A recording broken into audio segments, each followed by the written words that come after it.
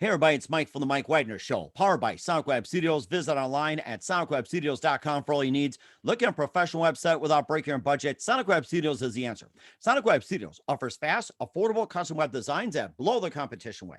Call today, 1-800-303-3960. That's 1-800-303-3960. Or email to support@sonicwebstudios.com.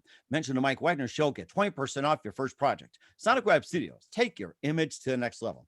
Also, time to give official shout out to our official sponsor of the Mike Wagner Show, international warring author Mia Molson-Zia. If you love fast-paced mysteries, you'll love Missing by Mia Molson-Zia, available on Amazon in paperback and ebook. Missing is fast-paced and intriguing with an unforgettable twist. Takes place in 4 countries, 2 strangers and 1 target, where truth is an illusion and those you love be the first to go missing. It's available on Amazon in paperback and ebook. Missing by Mia Molson-Zia has garnered great reviews and even loved and endorsed by Hollywood celebrities, including Joanna Cassidy, Forbes Riley, and many others. So grab your copy today before it goes missing by Mia Molson-Zia, available on Amazon.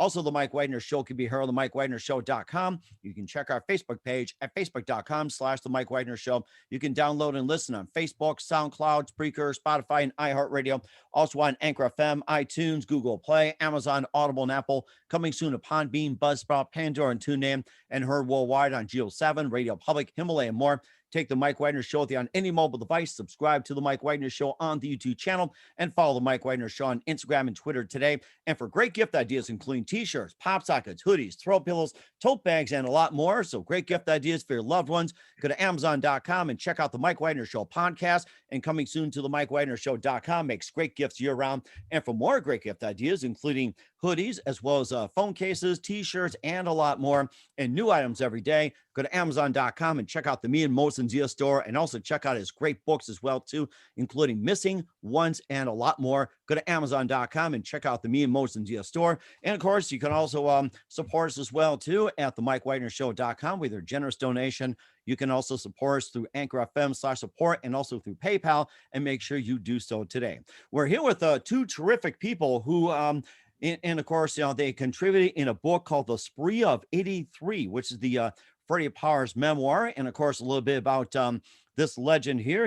It's a memoir about an influential country jazz musician. Yes, that's a book right there, Spree of 83. Also musician, songwriter, and sidekick to Willie Nelson and Merle Haggard, the outlaw days back in days of country. He passed away at 84, most recently, and covers a lot of, aspects in life of Freddie Powers and some amazing stories and, just some really clever ones, and covers music, friends, and songwriting, childhood, early career, and a lot more as well, too. And he also co-hosted a talk show host and released the Country Jazz Singer in 2000 and had Parkinson's in 04. But here today, we're here to remember a legend in Freddie Powers. Live, ladies and gentlemen, from the Plus Studios somewhere in the USA, we got the co-authors of the Freddie Powers memoir. We've got Catherine Powers and we got Jake Brown. Guys, good morning, good afternoon, good evening. Thanks for joining us today. Thank you. Thank you so much for having us. Well, it's great to get pillows made like you've got there with Freddie's face on them. Oh, you know something? I'll have to check up on that. You'll have to message me on Facebook, and we'll try to get some information. So if you do get a pillow, we'll have a little pillow fight or something to see who's up better. and of course, we're here to talk about the book, The Spree of 83, the Freddie Powers memoir. And we got you guys contributing. It's about memoir about the influential country jazz musician Freddie Powers and songwriter, sidekick to Willie Nelson, Merle Haggard. Passed away at 84, and it was 2016. 2016. Okay, thank you. Yeah, I was just trying to I was trying to find that on the internet, and for some reason it was not letting me. But he was 84 when he passed in 2016. Okay, Yeah. got it. Okay, well, glad you clarified as well too, and just covers various areas of Freddie Powers, and they got some great stories to share. And he also co-hosted a talk show and also released a country jazz singer in 2000. And before we get into all that, guys, let's introduce. So, Catherine, let's talk to you about how you got started with the book, how you got to know Freddie, and Jake, since you contributed, and you can also tell us how you got started. So, one of you go first. Catherine, why don't you start? Well, Freddie and I actually got together back in like 1986, and I started out as his booking agent, working for him.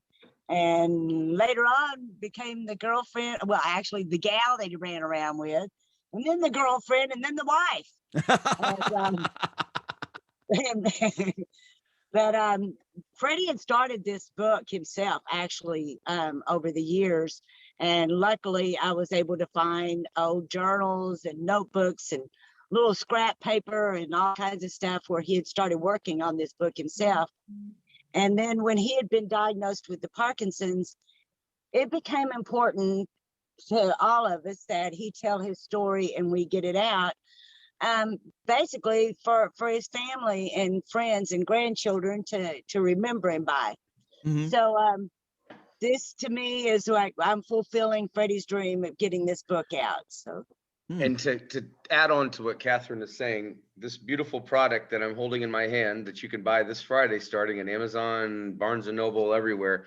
We started on this book 9 years ago. And to add some context, I met Catherine and Freddie the first time they were at the hospital.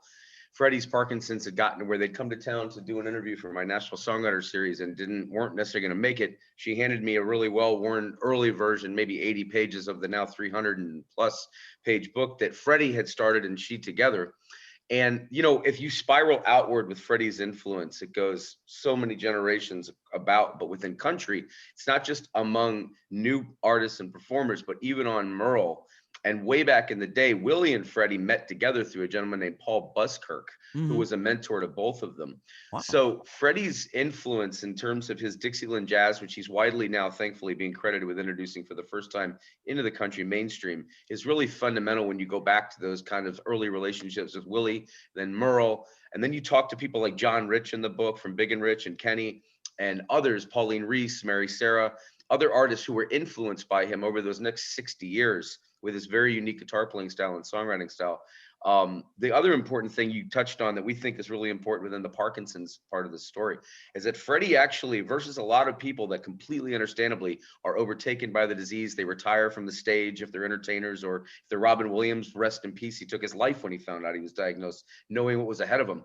Freddie and Catherine vowed to actually stay out on the road. They were in a tour bus the last 10 years of his life with a hospital bed in the front. Catherine was his nurse, his tour driver, his manager, his everything.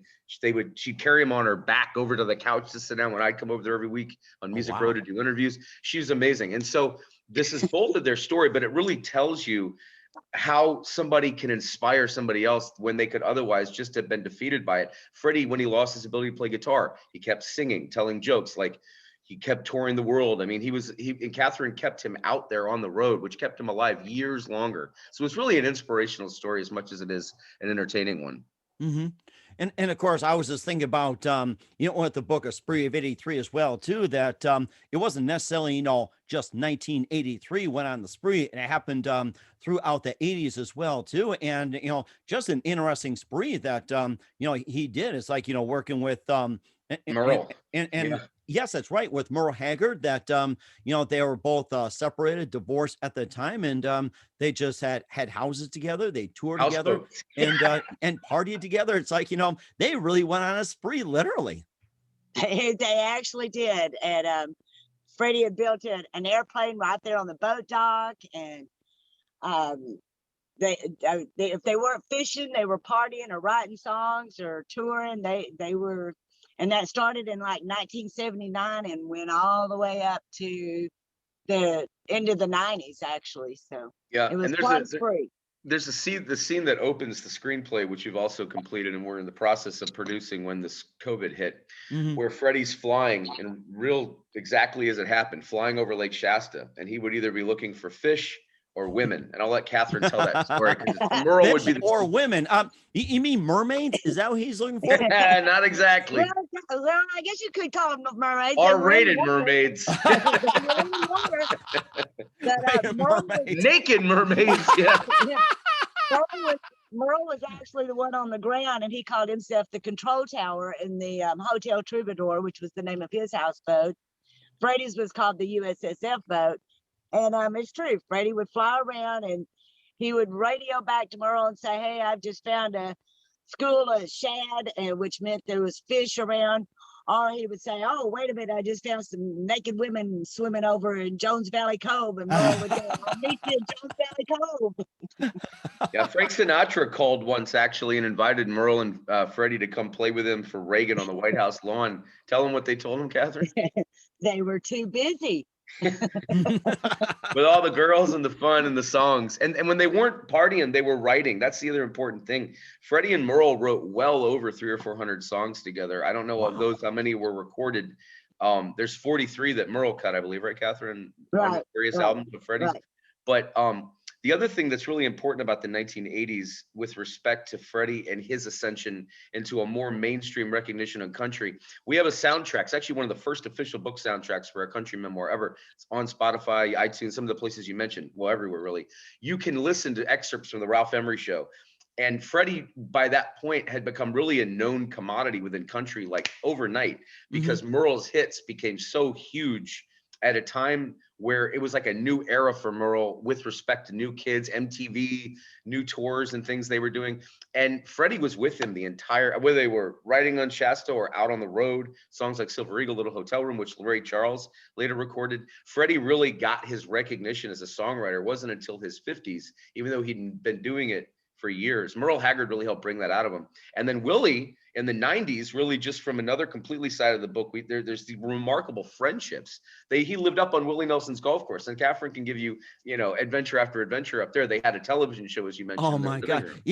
Something that's one thing I wanted to do is play golf and smoke one with Willies. It's like, I love to hear about it. I mean, just tell about the golf course, the stories and everything. And makes me want on the road again, Catherine. Yeah. Well, it was a lot of fun. I will have to say I do miss that life. But Willie, actually, his bus was parked in our driveway when we first moved there. We moved to the McDavid house there in Spicewood. And Willie's house was up on the hill behind us. But he parked his bus down in that driveway, and all he had to do was roll out of bed, of course, light up one, get on the golf course, and head out and play some golf. And so it was really convenient for him. Which oftentimes he was doing with Freddie. And then there's these legendary golf tournaments that we bring. I don't know if a lot of other books have talked about these tournaments. They were wild parties. Matthew McConaughey would show up there, Owen Wilson, James Gardner, astronauts. And here'd be Freddie and Willie in Buzz Aldrin and somebody else in a car together. And then they would play songs all night. I mean, it was incredible, the life that these guys lived up there, these lives and ladies. I know, it's really cool when my grandkids, and they hear that their grandpa played golf with oh my God, his mind just went, mine just went blank. Astronaut? Yes. Buzz Aldrin? Well, he played with Buzz Aldrin and Charlie Duke, but Neil Armstrong, that's the one. I was trying to think of the astronauts too. And, we're watching a movie about that. It's like there's Buzz, there's Neil, there's John Glenn, and there's Freddie. Yeah, Freddie, that's right. Yeah. I guess he wanted to be an astronaut too. So he was in a lot of ways. This man generated his own electricity living off the grid. Tell her he was an engineer. He built his own airplanes. Tell him about this story about in the ground with the freezer. He made this crazy in the ground with a freezer. This is interesting. Actually what he did is we made our own electricity. We lived up in the mountains. We had this little cabin up there. And he took a double door refrigerator and buried it on his back in the ground. And on one side, he put a Pelton wheel. And on the other side, he put a generator. And he put those big old extension cords all the way up to the top of the cabin. And we made our own electricity.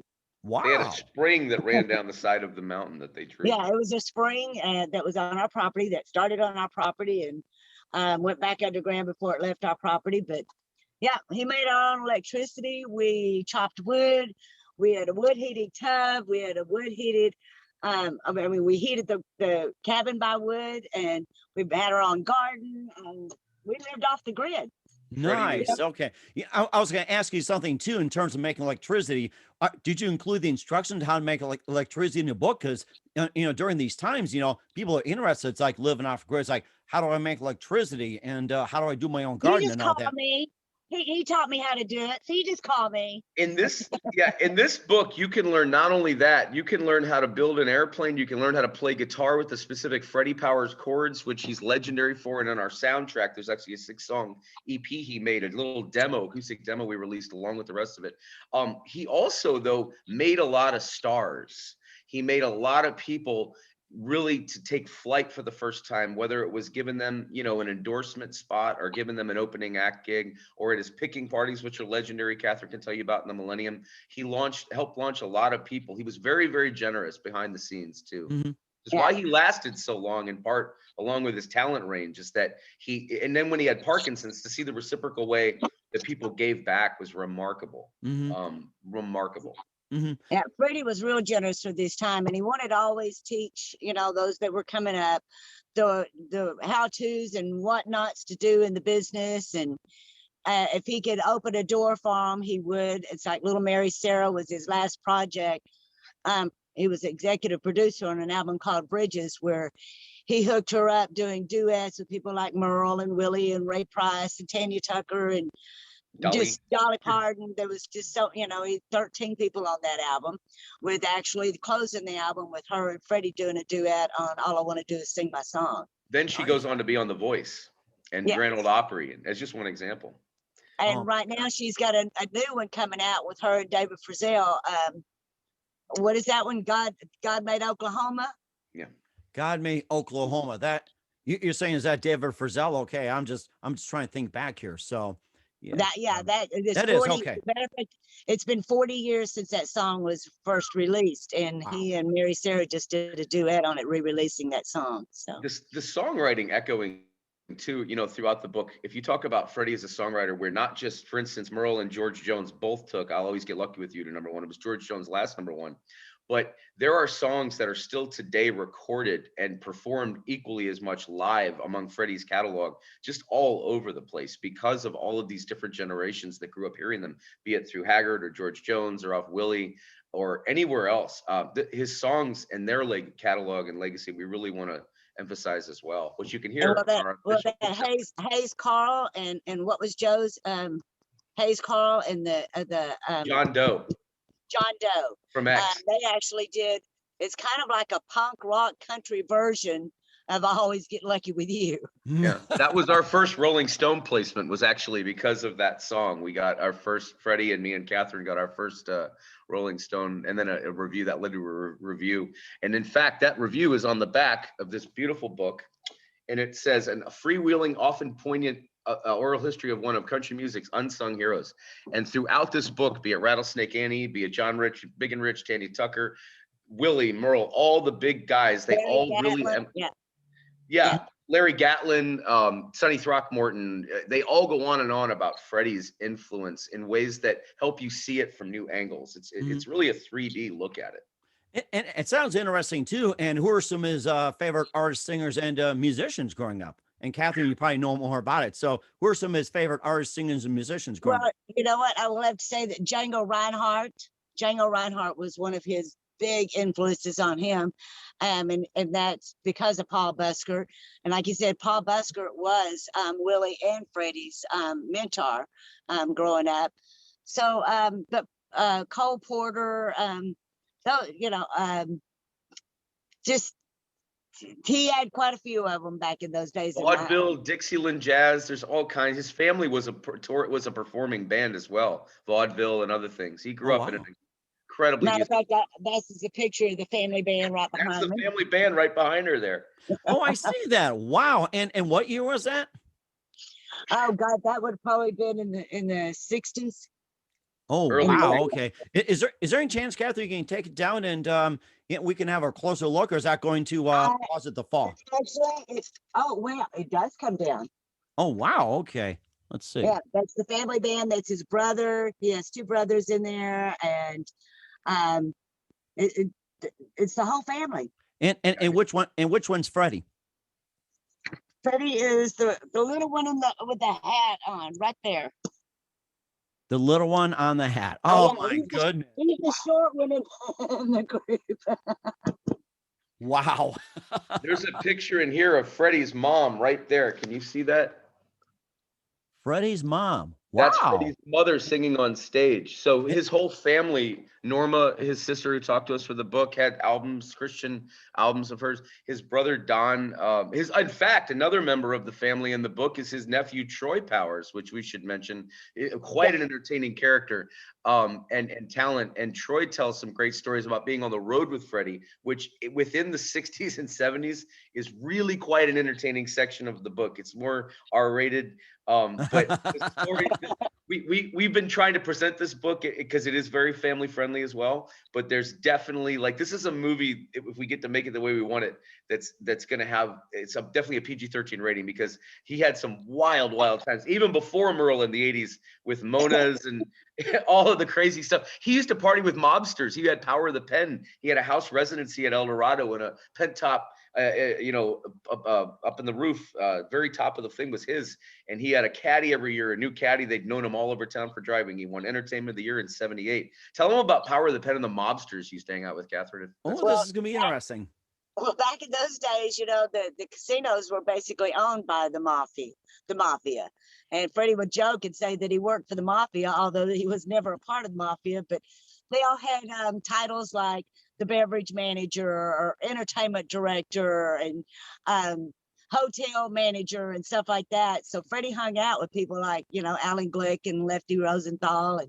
And he had a great friendship with Jack Ruby. And but he did have the power of the pen, where he could get you set up with a hotel room or buy your food or your drinks and get you a marker on the table, which that was a huge thing, is being able to go and sign somebody to be able to play on the table. If they didn't have the cash in the pocket, he could still get them a guarantee on the tables. Interesting. Yeah.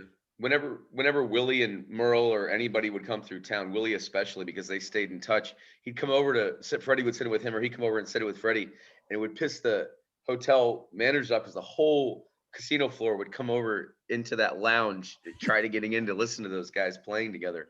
And that playing that they did together was so marvelous, because it was a certain style of guitar that only really, Willie said in the book, two people really know how to do it. It's Paul Buskirk, Willie Nelson, and Freddie Powers, that learned this very unique kind of style of Texas swing and all these other amalgams of different playing styles. And Freddie then took that and put it into a Dixieland jazz. We have 2 live albums as part of the book release, live in Vegas 75 and live in Reno. You can hear across all streaming platforms, that capture in the moment how amazing this guy was as a musician, aside from everything else.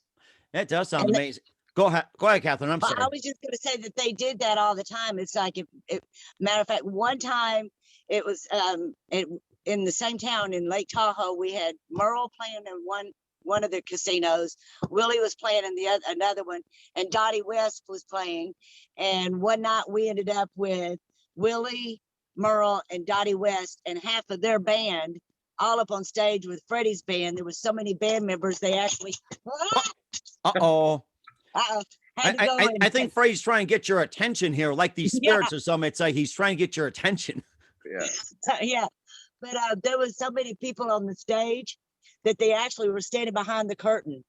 And when they get a solo, they come out in the front of the stage, do their solo. They go back behind the curtain because there was so many of them up there. But also another one that was Roger Miller. Roger Miller, King of the Road. I remember that. Yes, he would come over and hang out with Freddie, and they would do shows together on stage there. So and especially at John Esquaga's Nugget, that was one of the major places where everybody in the business would come through, and coming and hanging out and doing shows with Freddie was kind of like a norm there. They actually called him the Jammer. Freddie they called him the Jammer, and they knew that if he was even supposed to, close the show at 12 o'clock, sometimes it would go on a little bit longer because there would be so many stars on that stage with him. Mm-hmm. And I can imagine too, you talk about with him, being with the mafia and all that. I was thinking that he could have a nickname like the Godfather or something, he liked to play and speak with his hands, but why? He was the king of the strip, man. He was the king of this. He was called, actually, he had a title. His title was Ambassador of Goodwill officially. Ambassador Goodwill. Interesting. Yeah, that was his title there in Nevada. And so in Reno, the El Dorado, he was really close friends with the Caranos and just so many people there, you know, involved in his career and in his life. So Everyone like I loved said, Freddie. Jack Ruby, you know, he and Jack Ruby were really good friends. Jack had his club over in Dallas and Freddie had his in Arlington. And they would swap out entertainment for each other's clubs, or Freddie would go and play at Jack Ruby's club. And Jack Ruby gave him a little dog one time, a little puppy. And Nice. I know it was a sweet story. So Before all the Lee Harvey Oswald shenanigans. yeah, before Lee Harvey Oswald. Matter of fact, Freddie would always get upset when he would watch those documentaries, and it made Jack's, you know, sound like this guy that was put up to doing this by a mafia or whatever. And Freddie was like, Jack was just a real patriotic person, and he loved John F. and Jackie as well. He just loved them. And when that happened, Jack just wanted to get back. He wanted to get even for John F. Mm-hmm. Right. Exactly. Yeah. And we'll talk more about the book, A Spree of 83, and also a couple of his projects as well, too, with the country jazz singer, released in 2000, and also co-host the talk show. But first, listen to the Mike Wagner Show at the MikeWagnerShow.com, powered by Sonic Web Studios. Visit online at SonicWebStudios.com for all your needs. Looking at a professional website without breaking your budget? Sonic Web Studios is the answer. Sonic Web Studios offers fast, affordable custom web designs at below the competition rate.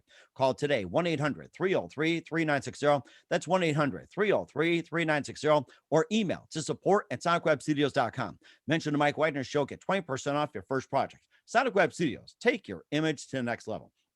Also, time to give official shout out to our official sponsor of the Mike Wagner Show, international warring author Mian Molson-Zia. If you love fast-paced mysteries, you love Missing by Mian Molson-Zia, available on Amazon and paperback and ebook. Missing is fast-paced and intriguing with an unforgettable twist. Takes place in 4 countries, 2 strangers, and 1 target, where truth is an illusion and those you love be the first to go missing. It's available on Amazon and paperback and ebook. Missing by Mian Molson-Zia has garnered great reviews and even loved and endorsed by Howard celebrities, including Joanna Cassidy, Forge Riley, and many others. So grab your copy today before it goes missing by Mian Molson-Zia, available on Amazon. Also, the Mike Wagner Show can be heard on the MikeWagnerShow.com. You can check our Facebook page at Facebook.com/the Mike Wagner Show. You can download and listen on Facebook, SoundCloud, Spreaker, Spotify, and iHeartRadio. Also on Anchor FM, iTunes, Google Play, Amazon, Audible, and Apple. Coming soon to Podbean, Buzzsprout, Pandora, and TuneIn, and heard worldwide on Geo7, Radio Public, Himalaya, and more. Take the Mike Wagner Show with you on any mobile device. Subscribe to the Mike Wagner Show on the YouTube channel,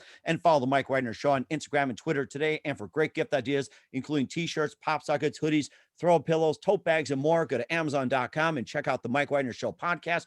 Great gift ideas year-round. And for more great gift ideas, 365, including great books by Mian Molson-Zia and more, go to Amazon.com and check out the Mian Molson-Zia store. Make sure you order today, and also support us generously on the MikeWagnerShow.com. Also, we appreciate your support on Anchor FM/support and PayPal, and make sure you do it today. We're here with 2 wonderful people talking about the book, The Spree of 83, the Freddie Powers memoir, here on the Mike Wagner Show. Catherine Powers and Jake Brown. It's a great pleasure to have you guys talking about this, and maybe a bit more about the Spree of 83. It covers some other things, like with childhood, and a bit more about the career, and also with songwriting, and maybe just a few more tidbits about the Spree of 83, which is great. Absolutely. Catherine, with respect to the Parkinson's era, one thing that really is kind of remarkable about this story, because we wrote it in real time. I met Freddie in 2012. 2016 he passed, but for the last 2.5-ish years that he could talk, he was involved very personally. Every week we would work, and then he'd go to Florida, we come visit. But beyond that Catherine kept him on the road on this tour bus. The support that came back to him from people like Big and Rich, where the soundtrack, book soundtrack, Spree of 83 official, that since you were promoting, you can get that on Spotify, iTunes, etc. At the very end, you hear a tribute live at a Big and Rich arena show where they bring Freddie out on stage. But this went on all over the country, wherever he would go. If it was award ceremonies, he was inducted into all these halls of fame. There's pictures in the book of him with everybody that was there with him, Chris Christopherson and Toby Keith, all over the map. People would Freddie would roll into the room in his wheelchair, and it would become almost a bigger thing than whoever would, you know what I mean, for that moment, because it was like, wow, there he is. He's not off in some hospital somewhere. He's here. He would tour in places like Europe, the Echo Blues Festival. There's a charming story. Tell them, Catherine, if you would, about when he was the belts and everything to keep him going. The support for this man to keep him out there was remarkable, like even as his condition worsened. Well, actually, the support was phenomenal because people like Merle and Willie and Big and Rich and the whole music mafia, Gretchen Wilson, all of them, they supported us with keeping, us financially capable of keeping Freddie out on the road, sending us an envelope full of gas cards and stuff for every gas station across the country. And like I said, we took Freddie to Europe with his band Stop the Truck. And he was up there. They had put this big, beautiful chair. It was almost like it was a chair built for a king set up there. And because of the Parkinson's, you move around a lot, and Freddie would shake and he would start sliding out of the chair. So in the middle of the show, they actually stopped the show and they took off their belts and they belted Freddie into this chair for him to finish that concert with 10,000 people. And Wow. it was absolutely remarkable. And to watch them line dance to songs like Looking for a Place to Fall Apart, because they line dance to everything. And it was just really super special. And, it was, like I said, it was one of his last trips to Europe to perform. He had his own Parkinson's Foundation too. He had a Parkinson's cruise. I mean, the things that he did to not only raise awareness for Parkinson's, but keep a face out there that associated with it, that was already famous within country and getting more famous with all these legacy acknowledgments and new generations that were, discovering or supporting Freddie. The other thing that was really significant, the money they raised and the fact that he set such an example, and I'll let Catherine speak to that, to show that you can be brave and go out there and still go on with your life and live a full life. And it's remarkable. Tell them about, if you would, a little bit about that. Well, I was, and still today, I still have people that will call me, especially musicians that, and tell me they've just been diagnosed with Parkinson's, but because of Freddie paving the way and showing that, just because you've been diagnosed with something doesn't mean you have to go and hide yourself in a closet and just give up. And I have them actually writing and calling and saying, Freddie showed me I don't have to give up, and I'm not going to give up. And to see that they're still out there working and trying to, just not let the disease. Freddie always said that he had Parkinson's. Parkinson's didn't have him. Mm-hmm. And this is a vicious disease. Vicious to watch in person. It's vicious. Mm-hmm. And of course, we've seen it happen too to a lot of people. And of course, Michael J. Fox was probably the most prominent. And right now my mind is at a blank. And the first thing I think about is Parkinson's is Michael J. Fox and Robin Williams and Robin Williams, yes, and quite a few others. And right now this is pretty much something that needs to be addressed as well too, along with some other issues like PTSD and the pandemic and whatever else. Well, Parkinson's and Alzheimer's those were actually considered a disease that primarily struck the elderly in an agricultural area. But now it has become more of an inner city and younger people as young as, well, we've had a 13-year-old in the United States to actually develop Parkinson's. But we had this one young man that was like 22, 23 years old, that had severe Parkinson's, that came out and did a show with us one time. Matter of fact, it was at Willie's July the 4th picnic. And so Freddie was, he was very generous, and being an inspiration was quite, special to him.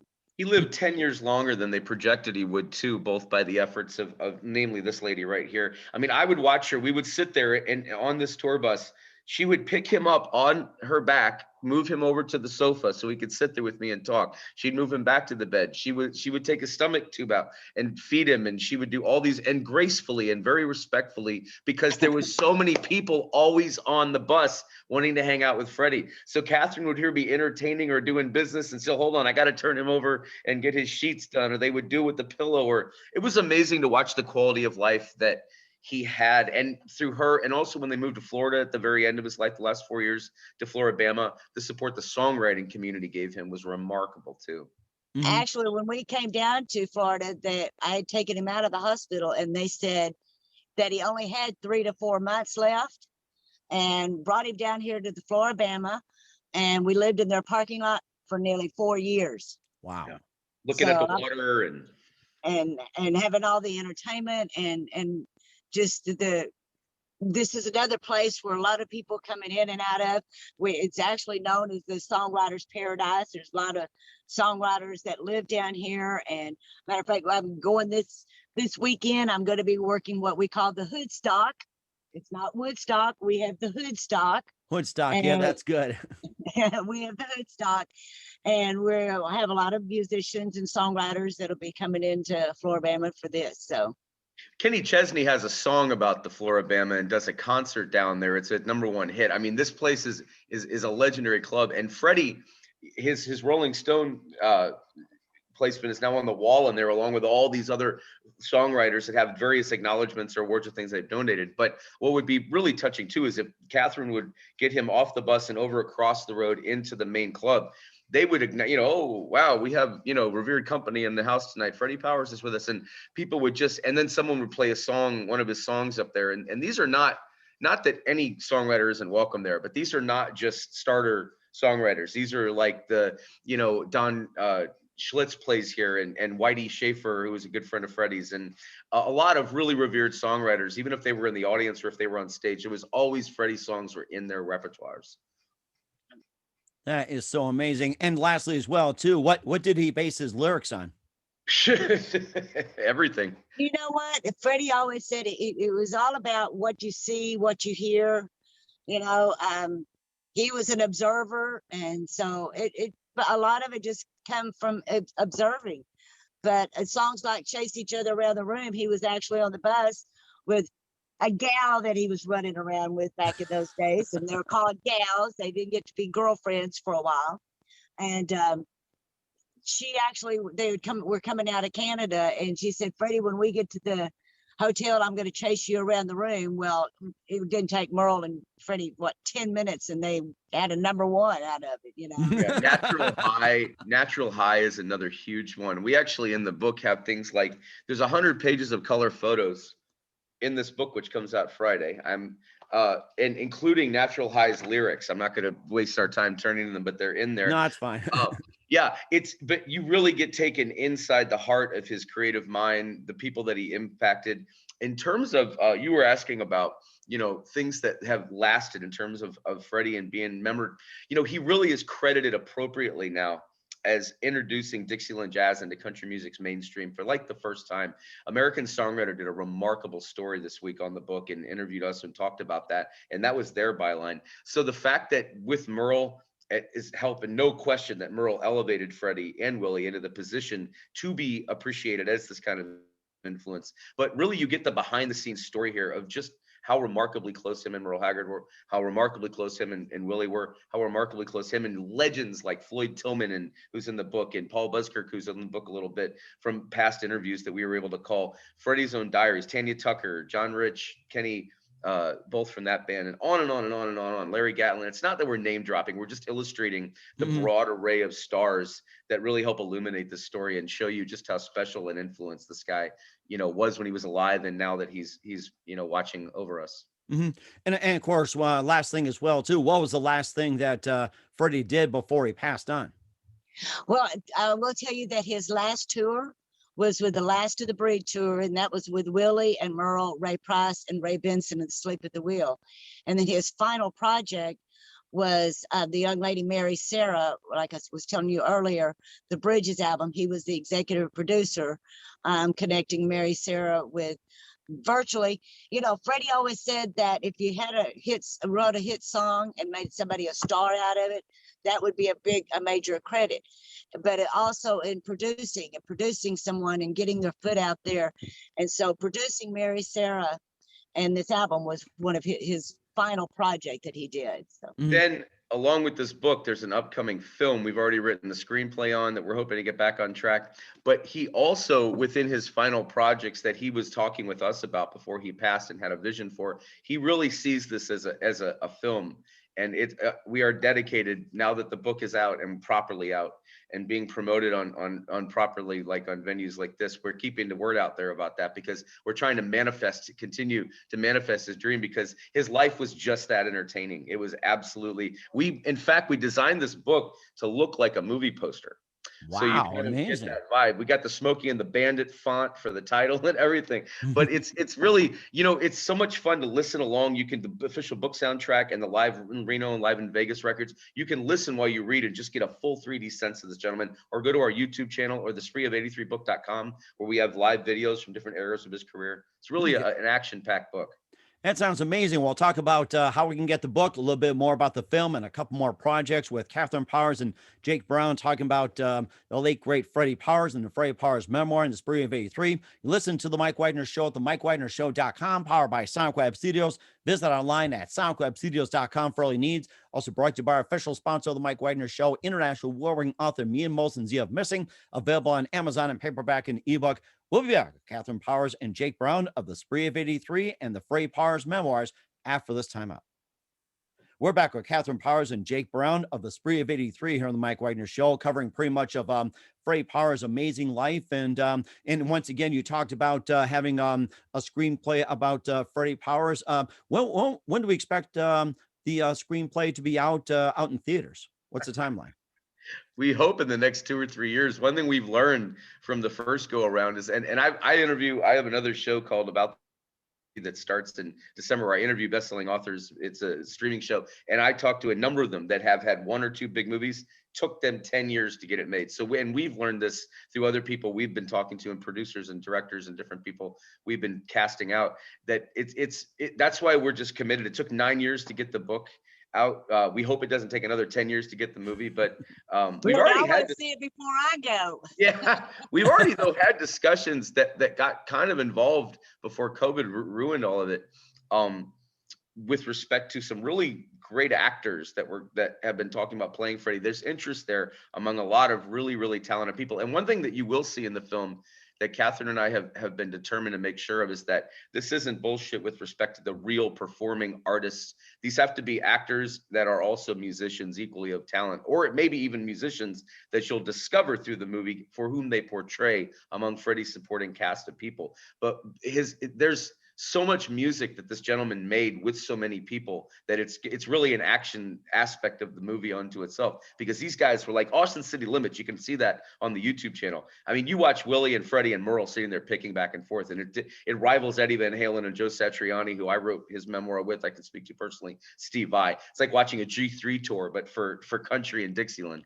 So these guys, amazing talents that we hope to play these parts so they can really try to replicate them in reality, because they were amazing, unique, one-off, once-in-a-lifetime talents like Freddie and Willie and Merle and others. And of course, just a couple of things too. Quickly, he also co-hosted a talk show and released the Country Jazz Singer in 2000. Maybe a bit more about that.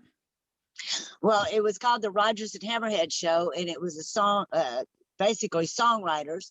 He and Bill McDavid would interview songwriters, but they didn't just talk about their songs, but he wanted the public to know how they wrote their songs and how they were able to get them out on the radio, and how'd you go about getting produced and all this stuff. So it was more of like an educational songwriters show. Cable Ace Award nominee. Yes, it was a Cable Ace nominee. And they would have up to 200 people in the audience out there, and their audience was often, as it was filled with people Freddie had invited, like for the first time looking a foot in the door, and also legends like Coach Royal and Will. Others would sit there and just watch the show. You could enjoy it. It was remarkable. And we have actual songs and excerpts from that show in the book soundtrack as well. That is so amazing. Once again, where can we find the Spree of 83 and all of Freddie Powers' works at? You can go to the spreeof83book.com to get info on these things, but mainly all of the streaming platforms for the music. And the book's going to be in stores Friday, and then over the next, with COVID, it's got to filter down some places, but we have great Barnes & Noble orders, of course, Amazon.com, the Kindle ebook for any of your Nook. I can't even keep track of all these different gobos and different digital readers people have these days, but it's available everywhere. And the thing that's really, really been touching so far, we've had thisisreno.com did a really nice feature. We've had American Songers, I mentioned, Music Row. it's not the press in the sense that Freddie's getting press. It's that he's getting the respect within these reviews and coverage. They're really in depth. And the interest is really still there for this guy's life because it's never really fully been appreciated before, in the magnitude that it was. This guy was a star in so many different universes, by never having to really be one, in a sense that he never sought the spotlight out. It's like the people sought him. Do you know what I mean? He never sought the stars out. Merle Haggard could have spent 10 years with anybody he wanted as neighbors on houseboats and on his bus and writing number ones. And he chose Freddie. And Freddie, this friendship was a lifelong one. Catherine, I'm sorry. Well, I was just going to say that Merle actually bought Freddie the houseboat to live next door to him. And they had been driving back and forth, spending all the time that they could together, either in Reno or Lake Tahoe or up on Redding. And one day Merle said, Freddie, why don't you get a houseboat and move in next door to me? And Freddie looked at him and said, Merle, I don't have the kind of money that you have. And Merle goes, the money I got. And Merle went out and he paid $85,000 and bought Freddie a houseboat and set it right next door to him. 1981 or 80. I mean, this was way back in the day. Yeah. And then on top of that, Freddie, because he was such an engineer, he built his own plane and then had an aircraft carrier. And Catherine, how did they refer to it? It was the only one on the lake. The only aircraft carrier on the lake, the USSF boat. But he had a hydraulic lift that he had put up on the back of the houseboat. So the airplane would set up on top of the houseboat as they would go down the lake or over to the Pitt River. And he was a aircraft carrier. Oh my gosh. Freddie was awesome. Well, you know what? And Freddie was also a Marine. Matter of fact, he was this what they called the criminal. He was CID, which is a criminal investigator. That's kind of funny, given the shenanigans he got. Yes, being that Freddie was actually one of those that busted people for marijuana, and they would burn the marijuana, to becoming a marijuana smoker, to it also becoming a medicinal for Freddie, and it actually saved his life one time. So kept him alive much longer than he would have. And and that's within the other thing about his life that if you just even took little corner pockets of it. You asked about others. There's a chapter in here called Diamond Gems, and Catherine tracked down the actual bartender and head waitress from the 1960s, late 60s. They remembered and intimately remembered Freddie because this place was a dinner house where there would be women swinging from trapezes on the ceilings, and it was you had to have a club, a private membership to get in. And Freddie would come up there and play for wintertime, or he would play in anywhere you could name all over the country. People remember this guy 50 years later because he was that entertaining of a musician. But equally, he was also a guy who was on the Tonight Show and the Today Show way back in 1961 and 2. Wow. Yeah. So he was already early in his career being, getting these kind of national spotlights. But he was also an amazing, in terms of the amount of people that we keep going back to the people he helped, the people he taught. He had these things that are now famous in country music called Freddie Powers Chords. If you were an aspiring guitar player, Frank Liddell, Miranda Lambert's producer, talks about them. Willie talks about them. Merle talks about them. They are legendary. In this book, you not only can learn how those chords are deconstructed music theory-wise, because his band members break it down, but on the book soundtrack, he actually has a 6-song instructional acoustic EP that we found among his archives and included. And he calls out chords. It just takes you into every corner of his universe. If you're interested in learning anything about any part of it, we've given you access musically to it, or visually or whatever. But the stories carry the book. There's so many remarkable people that are in this book to sing his praises along with him. Oh my gosh, that is so amazing. And lastly, what would be the best advice that Freddie would give to anybody at this point? He would, if you were a songwriter, he would say, be your own judge. And he always used his example was the song, Always Get Lucky With You. He went to call it, he had written it many years before he met Merle. And he went to call it one night on stage, and one of his band members turned to him and said, oh no, Freddie, I don't like that song. So Freddie ditched that song. And for years, that song just laid. And then when he got together with Merle, he was working on it one day when Merle walked in and asked him what he was working on. And he said, oh, it's an old song. I don't know if it's any good or not. And Merle asked him, he said, what's the title of it? And he said, I always get lucky with you. And Merle jumped up and said, well, Freddie, the title alone is the number one. So Freddie always says, be your own judge. If you think it's good and you like singing it and playing it and you never get tired of it, then it's probably a good song. And if it's a hit song, you don't have to sell it. It'll break itself out.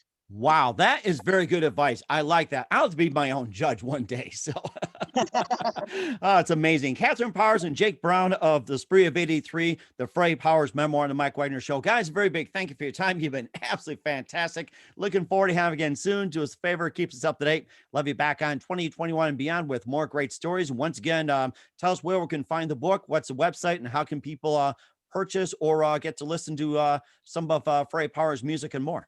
You can go look up the Freddie Powers official book soundtrack on Spotify. Robert Hurst, the beautiful cover art is by Robert Hurst. And you can also check out Live in Vegas 75 and Live in Reno, which are both available. Of course, the book, The Spree of 83, Life and Times of Freddie Powers, you can get on Amazon. You can get it on barnesandnoble.com. All of the digital platforms. The ebook's going to be out next week. The physical book is going to be in Barnes and Noble Friday and beyond that. And we hope, like we said, one day to be back to talk about the big silver screen version of the book, which we are very ambitious and intent on making in the next 2 or 3 years to fulfill Freddie's dream completely. We're certainly looking forward to that. Guys, a very big thank you for your time. You've been absolutely amazing. Looking forward to having you again soon. Do us a favor, keep us up to date. Love you back on 2021 beyond. And don't forget to keep in touch. And you've been terrific. And tell Freddie I said hi. Thank you. I tell him